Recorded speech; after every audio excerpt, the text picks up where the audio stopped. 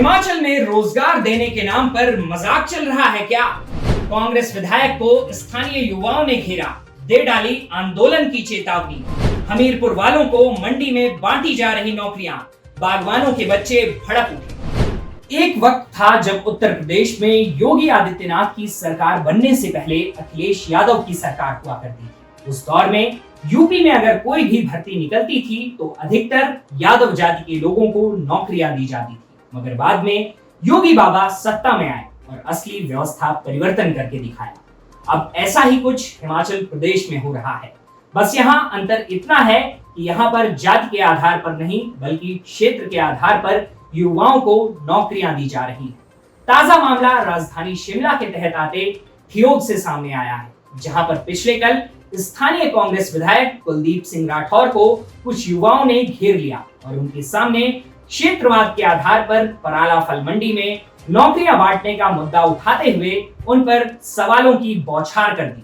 इस पूरे वाकये का वीडियो भी सामने आया है, जिसमें स्थानीय युवक विधायक को यह बताते हुए नजर आ रहे हैं कि कंपनी द्वारा एपीएमसी एनआरटीसी के तहत आउटसोर्स पर लगाए गए 15 लोगों में से 11 लोग हमीरपुर से हैं, जबकि 4 लोग ही ठियोग के हैं।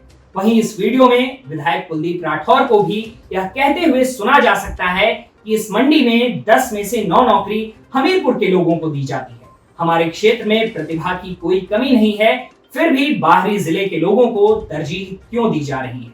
आपको बता दें, दिल्ली की आजादपुर मंडी की तर्ज पर बनी आधुनिक सुख सुविधाओं से लैस हिमाचल प्रदेश की सबसे बड़ी पराला फल मंडी ऊपरी हिमाचल के लिए वरदान से कम नहीं है। शिमला, सिरमौर, किन्नौर का अधिकांश सेब इसी मंडी में बिकता है और हिमाचल की आर्थिकी को सुदृढ़ करने का काम करता है। लेकिन इस सब के बावजूद व्यवस्था परिवर्तन वाली सरकार में स्थानीय युवाओं को उनके हक से दूर किया जा रहा है और अब इन लोगों के भीतर क्षेत्रवाद का जहर भी घुल चुका है। गौरतलब है कि लगभग 105 बीघा भूमि पर बनी पराला फल मंडी के खुलने से स्थानीय लोगों की कई दिक्कतें खत्म होनी थी। आपके सेब मुंह के सामने ही बिक जाते और दूसरा रोजगार। लेकिन कोई भी कंपनी जब क्षेत्र में आती है तो अपने साथ लोक लुभावने वादों के संग कई विपदाओं को भी लेकर आती है। वायु प्रदूषण, जल प्रदूषण और स्थानीय लोगों से मनमानी तो आम सी बात होती है। और नौकरी का लॉलीपॉप जो स्थानीय किसानों के हाथों में थमा दिया जाता है वो ताउम्र पूरा नहीं हो पाता है। हिमाचल प्रदेश में जहां भी बड़े प्रोजेक्ट लगे हैं वहां की जनता स्वयं भुक्तभोगी है। कुछ ऐसी ही आपबीती पराला मंडी के आसपास के लोगों की भी है। विधायक कुलदीप राठौर के अनुसार जब क्षेत्र में मंडी लगने से सेब हमारा बिकता है, इस मंडी का नकारात्मक प्रभाव भी हम झेलते हैं, तो बाहरी क्षेत्र के लोगों को यहाँ नौकरियां क्यों दी जा रही हैं? यही नहीं, लोगों का भी कहना है कि इस मंडी के कारण हो रहे प्रदूषण की मार हम झेल रहे हैं, तो नौकरी हमें क्यों नहीं मिल रही? हमारे पास नौकरी पाने की पूरी योग्यता है।